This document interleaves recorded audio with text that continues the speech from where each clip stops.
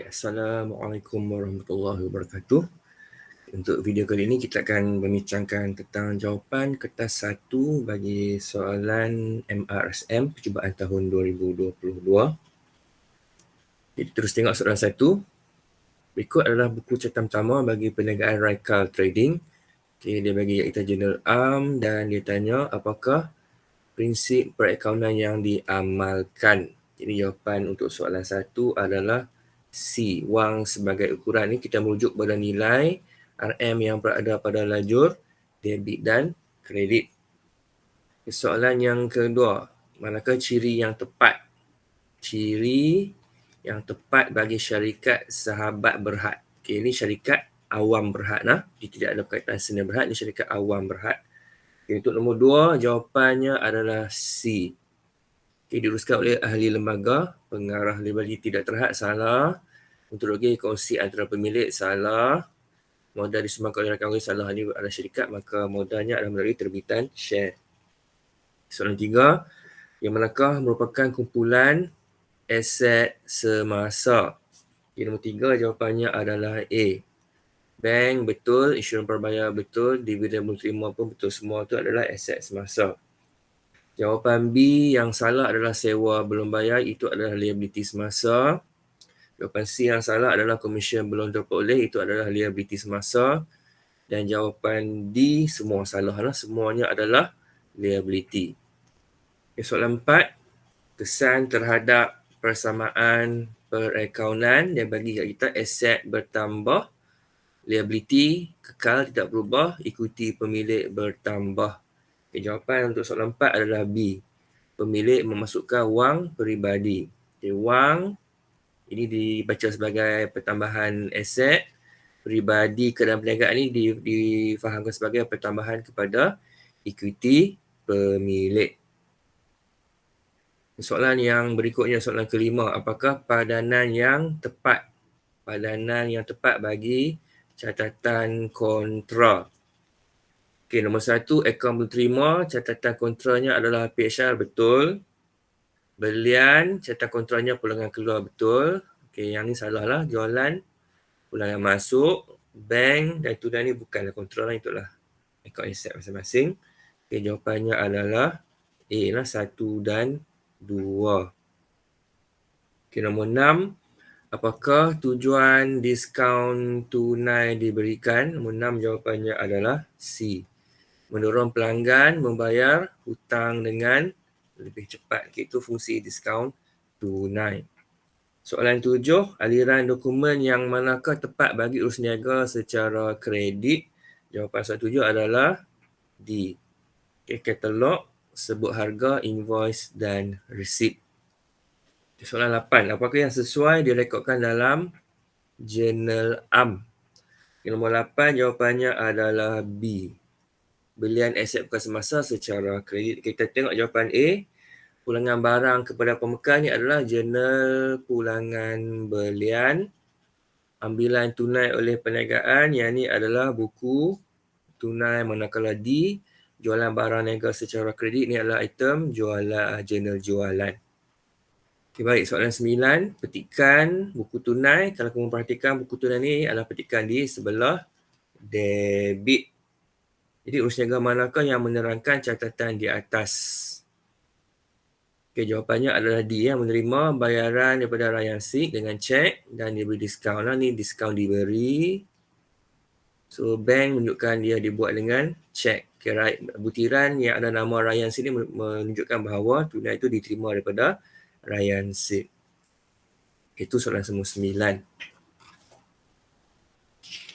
Okay, soalan nombor 10. Berapakah jumlah rekrutmen? Soalan yang ditanya, dia bagi kita butiran tentang buku tunai runcit. Jadi kamu pun dah maklum, jumlah rekrutmen ni adalah sama dengan jumlah bayaran tunai runcit yang telah pun dibuat. Itu adalah nilai rekrutmen yang perlu digantikan semula.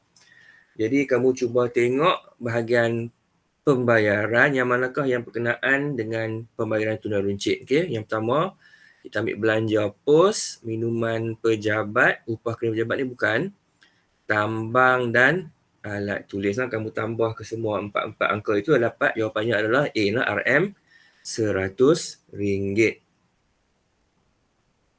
Okay, jawab soalan nombor 11, maklumat ledger jualan. Ini ledger ABT, Layla Enterprise. Catatan di sebelah kredit, jadi ini menunjukkan ABT berkurang.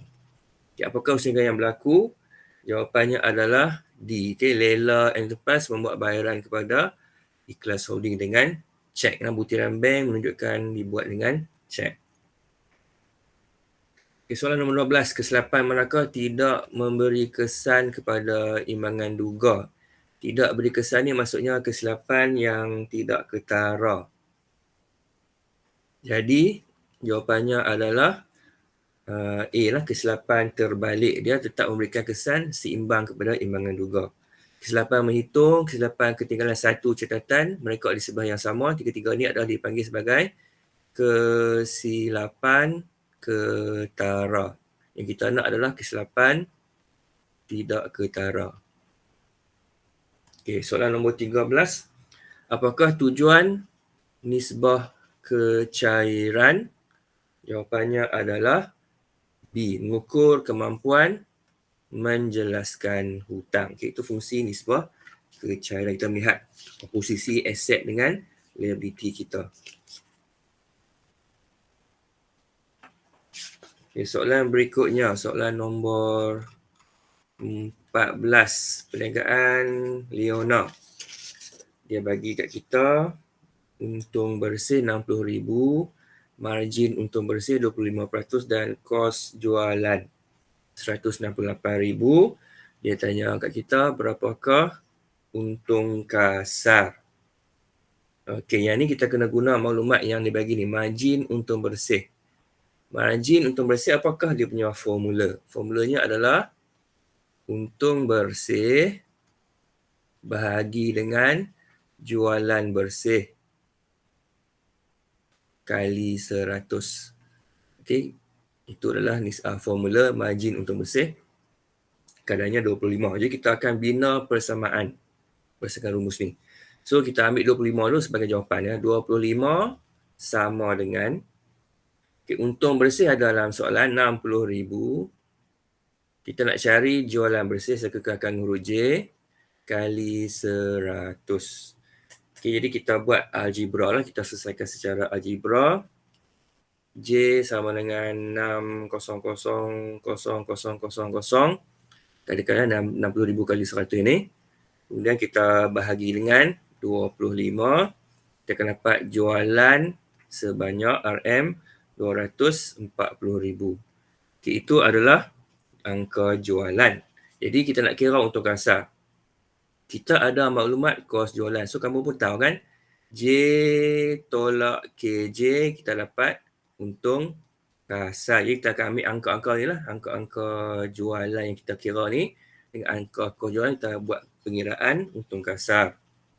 Okay, jadi jualan 240,000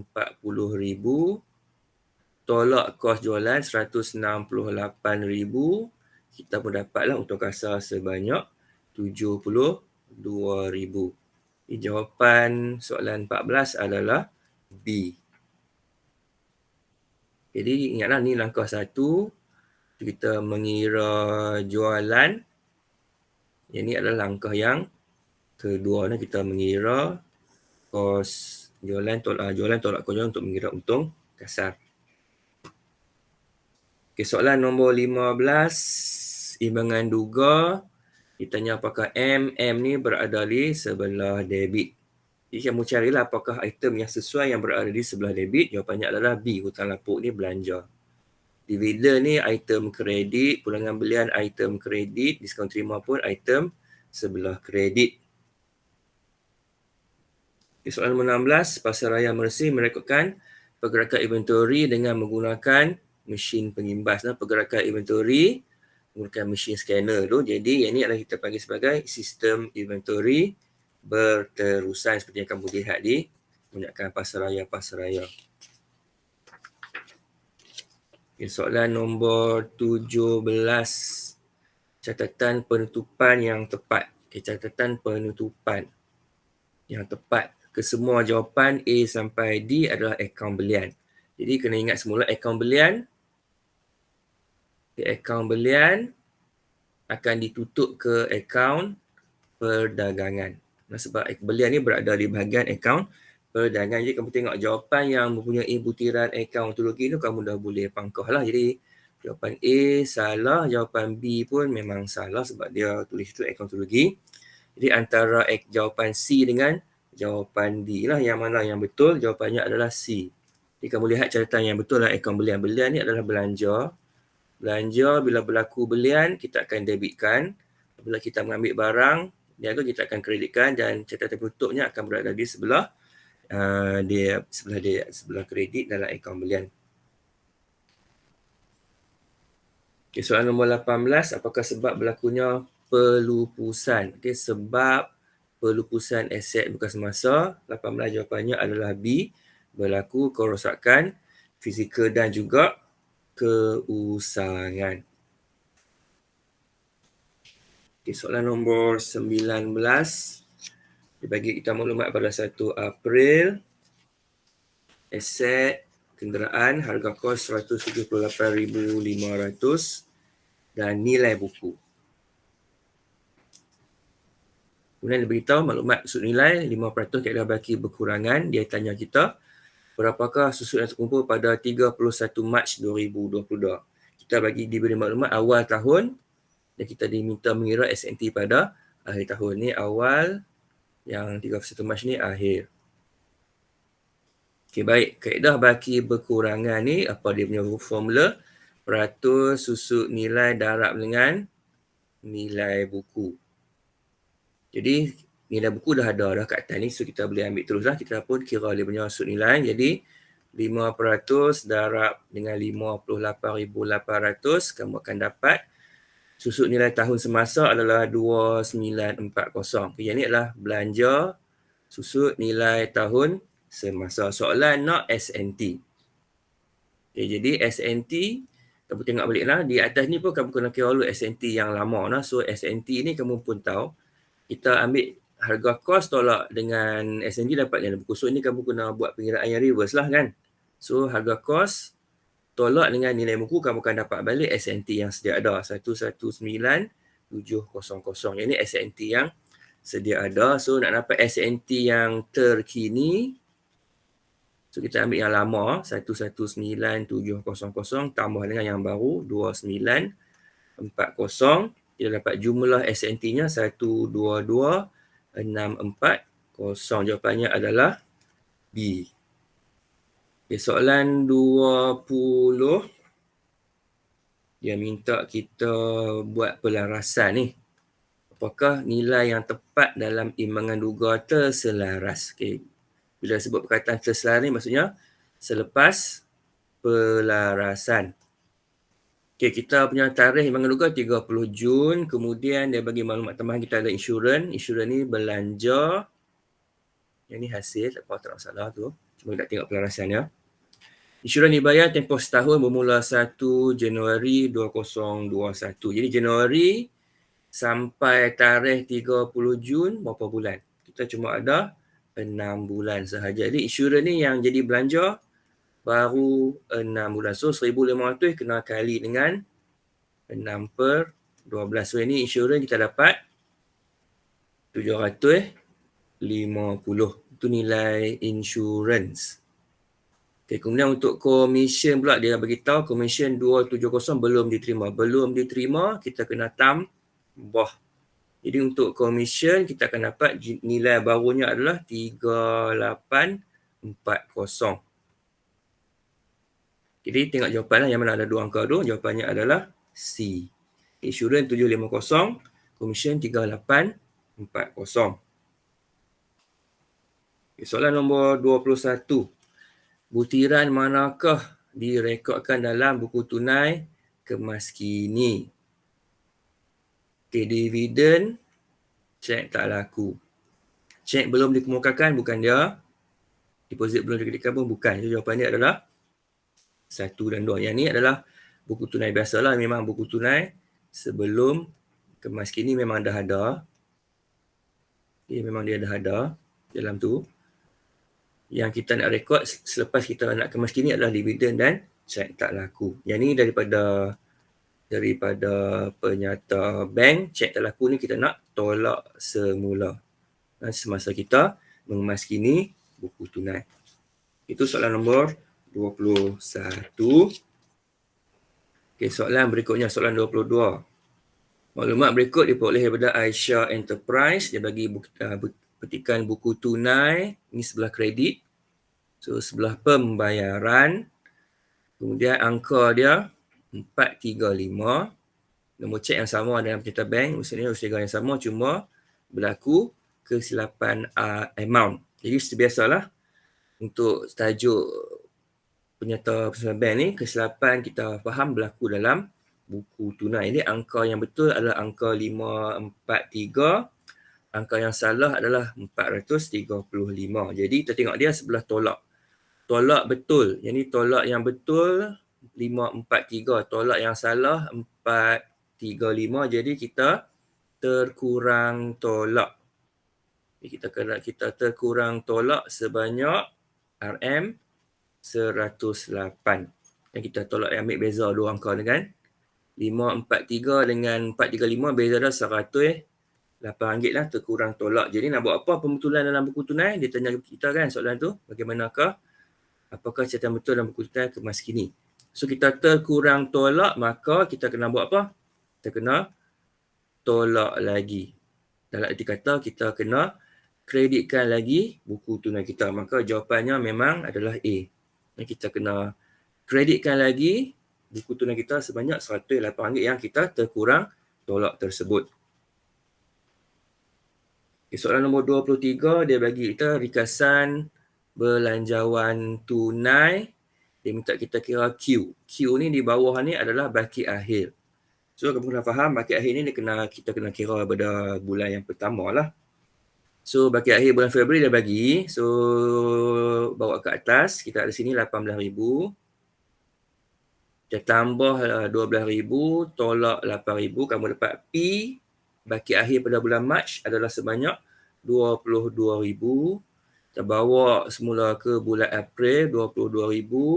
Kita tambah dengan RM27,000, tolak dengan RM25,000. Maka baki akhir pada bulan April kita dapat RM24,000. Jadi jawapannya adalah D. Okay, soalan nombor 24. Dia tanya kita modal akhir. Okay, modal akhir. Yang ni mudah saja. Dia bagi kita butiran-butiran dalam bahagian equity pemilik. Kamu cuma selesaikan je lah. Modal awal, tambah modal tambahan, tambah untung bersih, tolak, ambilan kita akan dapat modal akhir. Ni soalan yang mudah. So, jawapannya adalah RM17,300 C jawapannya. Okay, soalan nombor 25. Kita dikenaki mengira insurans account untuk rugi. Insurans yang sebenar. Okay, ni kita boleh buat cara pengiraan lah. Okay, kita bayar dalam buku tunai RM1,300. Okay, itu angka yang depan, RM1,300. Okay, kita tengok pelarasan ni. Kita ada prabayar. Prabayar, kita ada dua tarikh, awal dan akhir. Kita ingat balik. Prabayar ni kita nak kena tolak. Tolak tu yang akhir. Awal kita sosangkan, kita tambah. Dia operasi dia adalah RM1,300. Yang angka dalam buku tunai ni. Kita tambah 250, kita tolak dengan 400. Kita dapat jawapan 1,150. Jawapannya adalah A. Okay, soalan nombor 26. Dia tanya kita jumlah jualan. Maklumat yang ada di sini adalah maklumat berkenaan dengan akaun belum terima lah. Jadi kita cuba bina semula ledger lah kalau boleh. Kita bina semula ledger. Akaun belum terima. Okay, jualan tunai tak masuk dalam akaun belum terima. Okay, diskaun diberi berada di sebelah kredit ABT. Dan ini tambah ABT. Tolak ABT, diskaun diberi akan mengurangkan ABT. Jadi itu berada di sebelah kredit. Okay, butiran bank ni adalah butiran pembayaran daripada ABT. Yang ni pun akan mengurangkan ABT. Kita letak sebelah kredit juga, 3,200. Okay, ni baki lah. Baki awal ni, baki awal ABT. ABT adalah aset. So, baki awal debit 12,500. Yang ni 31 Disember ni baki akhir. Baki akhir kita silangkan 24,400. Maka kamu pun kirakan butiran jualan lah, angka imbang untuk jualan. Okey, jumlah kredit kita dapat 28,450. Jadi angka ni tolak dengan baki awal. Jualan kredit. Yang ni kita dapat jualan kredit. Jualan secara kredit dalam akaun belum terima ni kita dapat 15,950. Soalan nak jumlah jualan. Jadi kamu kena tambah dengan jualan tunai 15950 tambah dengan 1900. Jadi kamu akan dapat jumlah jualan adalah D, 17,850. Itu soalan nombor 26. Soalan nombor 27. Jenis rakan kongsi. Jawapan soalan 27 adalah C. 2 dan 3. Ia rakan kongsi lelap. Itu rakan kongsi yang hanya menyumbangkan modal lah. Tidak rakan kongsi nominal.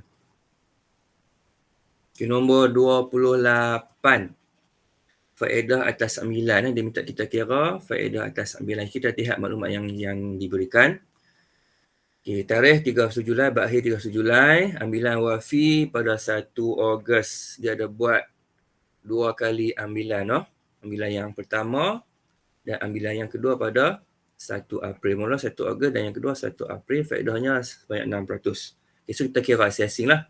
Faedah atas ambilan yang untuk ambilan yang pertama 6% darab dengan 5,000. Kita tengok tempoh masa. Cukup tak? Ogos 2021 sampai 31 Julai 2022. Okay, yang ni cukup setahun. Jadi untuk ambilan pertama tak payah darab dengan bulan. Kita akan dapat RM300. Jadi ambilan yang kedua, FAA yang kedua, 6% darab dengan angka 1,200. Kita tengok pula. Pada 1 April 2022 sehingga bulan Julai. April, Mei, Jun, Julai. Yang ni 4 bulan. Jadi kita darab dengan 4/12 kita dapat RM24 untuk faedah yang kedua ni. So jumlahnya 324. Ya, jawapannya adalah B. Okay, soalan nombor 29. Akaun pengasingan untung rugi. Okay, ini kita buat format T lah. Format T. Jadi yang ni yang sebelah tambah. Ini yang sebelah tolak. Kalau kita ingat balik format lajur kan. Akaun pengasingan untung rugi. Kalau yang format lajur. Temuran untung bersih. Tambah FAA. Faedah atas ambilan. Tolak dengan FAM. Tolak dengan gaji, bonus dan allowance. Okay, yang sebelah kredit ni adalah sebelah hasil. So ini yang sebelah tambah. So S adalah yang apa? S yang ni lah. S adalah faedah atas ambilan. Jadi yang tolak adalah sama ada faedah atas modal, gaji, bonus ataupun allowance. Jadi jawapannya adalah A lah. R adalah item tolak, FAM. S adalah item tambah, FAA. Itu soalan nombor 29. Kita tengok soalan nombor 30. Amir dan Hassan Cafe membubarkan perkongsian. Okay, mereka nak bubarkan perkongsian. Apakah catatan yang betul untuk merekod belanja guaman? Okay, belanja guaman. Yang ini adalah belanja realisasi. Okay, belanja realisasi bermaksud kalau kita buka akaun realisasi akan kita rekod sebelah debit. Itu sebabnya belanja. Jadi kamu cari jawapan yang mana debit realisasi. Jadi jawapan yang kamu boleh cancel adalah jawapan B dengan jawapan C. Okay, tinggal jawapan A dengan jawapan D. Okay, belanja guaman. So jawapan yang tepat adalah D lah. Sebab dia tak sebut siapa-siapa yang bayar guna modal, jadi kredit ni salah lah. Butiran kredit ni salah. Debit ni betul. So yang kredit salah. Yang betul dua-dua adalah jawapan D lah. Debit realisasi, kredit bank. Soalan nombor 31. Kelebihan pemegang share keutamaan, jawapannya adalah A. Dividen bersifat kumulatif, terkumpul. Boleh dituntut untuk tahun-tahun yang sebelumnya jika tidak dibayar. 32. Catatan bergu merekod terbitan. Merekod terbitan. Terbitan ni bermaksudnya kita merekod pada pada waktu permohonan. So jawapannya adalah A lah, debit permohonan share biasa, kredit modal share biasa. Yang ini belum lagi bank lah. Belum libatkan bank. Ini sebab tu kita terbitkan lah. Jadi kita debit permohonan, kreditkan akaun modal. Okay, soalan nombor 33. Mengira apa ni? Dividen akhir. Dia minta kita kira dividen akhir. Kita akan tengok soalan dia. Maklumat berikut syarikat Ancasa Raya Berhad 30 September. 30 September. Jadi, kita tengok kalau 30 September tarikh akhir dia. Jadi, tempoh soalan ni, tempoh perakaunan dia bila? So, tempoh perakaunan bermula pada 1 Oktober 2021 sehingga 30 September 2022. Okay, ini adalah maklumat tempoh perakaunan yang kita kena tentukan sendiri. Itu yang pertama. Kita baca dia punya maklumat. Modal yang dah ada 1,500,000 unit, dividen 8%, share utama bernilai RM2 satu share. Kemudian mereka isytihar, mereka bayar interim lah. Bayar interim pada 1 Januari. Baik. Jadi kamu kena tengok tempoh dividen akhir ni adalah kita kena faham dia sambung selepas tempoh dividen interim. So kamu tengok dulu berapakah tempoh dividen interim. Interim dia bayar pada 1 Januari. So kita tengok tempoh kita mula pada 1 Oktober sampai 1 Januari. So kita kena faham dia baru 3 bulan. Itu kita ambil bulan Oktober sampai Disember saja. Bulan Januari tak ambil sebab dia tarikh 1. So jadi Januari itu kita tak ambil. Jadi bermaksudnya untuk dividen akhir berapa bulan yang ada.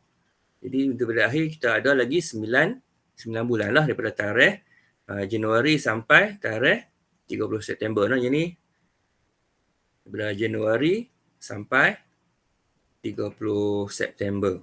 So kita kira lah berapa dia punya dividen. Okay, yang pertama sekali ingat balik lah formula dividen 8% darab nilai share. Okay, nilai share kena ambil balik 1,500,000 darab dengan RM2. Jadi nilai share kita ada 3 juta lah. RM 3 juta, 3,000,000 darab dengan bulan 9/12. Jadi kamu dapat dividen interim adalah sebanyak RM180,000. Jawapannya adalah C. Soalan nombor 34. Yang manakah pendapatan modal bagi kelab persatuan? Ini mudah saja. Jawapannya adalah C. Kita menerima mesin fotostat sebagai derma. Itu sebab dia menerima mesin, jadi dia akan direkod sebagai aset. Itu maksud pendapatan modal. Okay, soalan nombor 35. Kita diminta mengira yuran sebenar. Yuran dalam pendapatan perbelanjaan. So ini nak kira yuran sebenar. Okay, kita boleh guna cara mudah, cara pengiraan. Okay, ini angka dalam buku tunai 700. So kita akan mula dengan 700 dulu. Okay, macam biasalah yang kat atas ni kita tengok balik lah. Awal dan akhir. Kita ingat yang belakang. Ingat akhir. Kita song songsang yang operasi untuk awal. Okey, belum terima, kita kena tambah yang akhir. Jadi yang depan kita kena tolak. Belum terperoleh, kita kena tolak yang akhir. Jadi yang depan kita songsangkan jadi tambah. So kamu susunlah balik. 700 tolak 40 tambah 80 tambah 50 tolak 30. Maka kita dapat 760. Itu jawapannya adalah D. Okey, soalan 36. Dana terkumpul. Okey, dana terkumpul ni apa dia punya formula? Aset tolak liability. Okay, dia bagi pada tarikh awal, tak apalah. So, kita tengoklah yang mana aset, yang mana liability.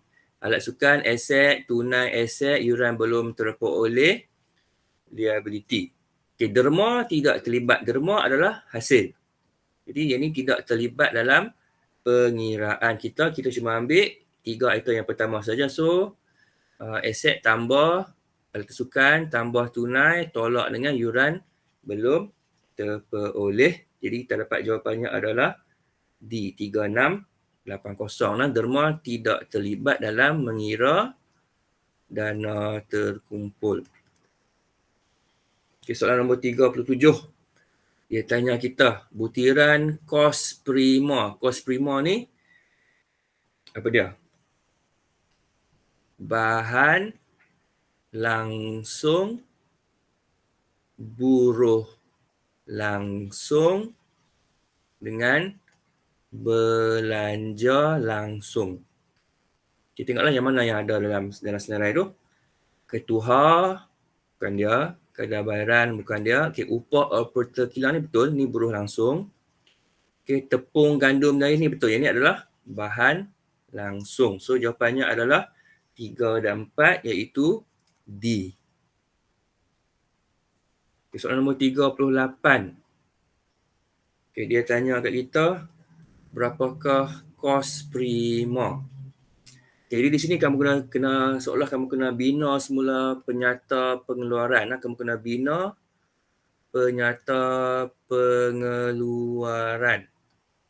Okay, kamu diberikan maklumat inventory awal dan inventory akhir. Begitu juga kerja dan proses awal dan akhir dan maklumat-maklumat yang berikutlah yang senarai itu. So, kamu kena susun baliklah. Okay, pertama sekali kita ada bahagian bahan langsung. Okay, kita guna short form BM lah, bahan langsung, bahan mentah. Okay, itu yang pertama. So, kita tengok balik format bahan langsung. Kita ada inventory awal 4200. Kita kena tambah dengan belian. So, tambah dengan 52,000.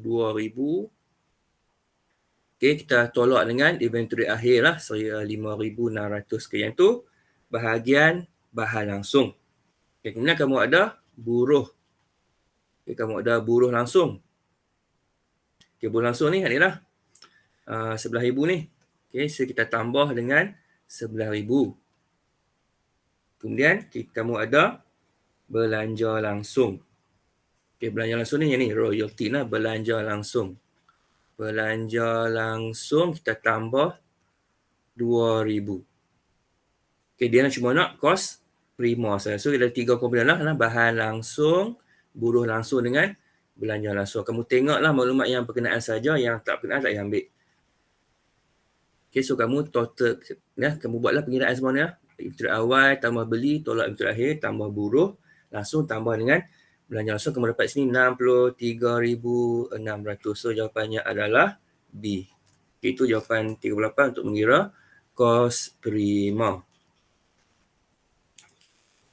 Okay, soalan nombor 39, dia tanya kita tentang untung sasaran. Jadi kamu gunakanlah rumus yang sesuai, iaitu rumus yang mana nak pakai? Kita guna rumus unit pengeluaran. Dia bagi tahu kita kos tetap, kos berubah unit, harga jual unit dan jumlah pengeluaran. Kita minta mengira untung sasaran. So, dia apa-apa dia formula? Unit pengeluaran sama dengan kos tetap tambah untung sasaran bahagi dengan margin caruman seunit. Itu dia punya formula. So, kamu isilah angka-angka yang ada.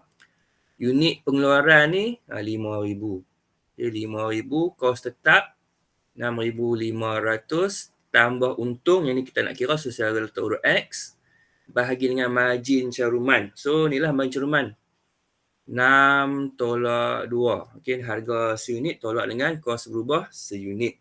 So bawah ni kita dapat RM4 lah kan, RM4. Okey, kita selesaikanlah. Kamu dapat X sama dengan 20,000 tolak 6,500. Kita selesaikanlah. 5,000 darab dengan 4 ni dapat 20,000 tolak dengan kos tetap. So X untung kita dapat sebanyak 13,500. Okey, kamu selesaikan secara algebra. Okey, soalan terakhir. Dia tanya kita berapakah titik pulang modal dalam unit. Maklumat yang kita ada adalah sewa premis, gaji penyelia, kos berubah seunit dengan harga jualan seunit. Okey, rumus titik pulang modal. Kos tetap bahagi dengan margin caruman seunit. So, tengok pesanan kita yang mana kos tetap. Sewa premis adalah kos tetap.